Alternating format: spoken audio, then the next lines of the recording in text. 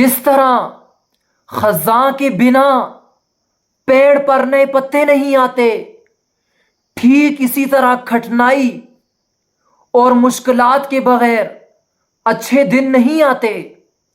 जिस तरह खज़ां के बिना पेड़ पर नए पत्ते नहीं आते, ठीक इसी तरह कठिनाई और संघर्ष के बिना अच्छे दिन नहीं आते। जिस तरह खज़ां के बिना पेड़ पर नए पत्ते नहीं आते, ठीक इसी तरह कठिनाई और संघर्ष के बिना अच्छे दिन नहीं आते।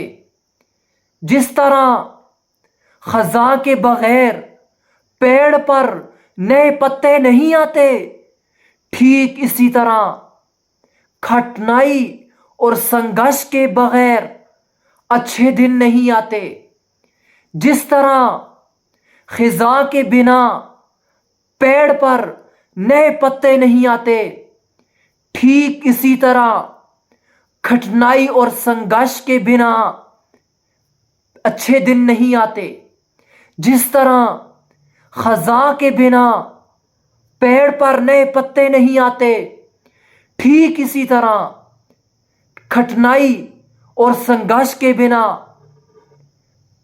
अच्छे दिन नहीं आते।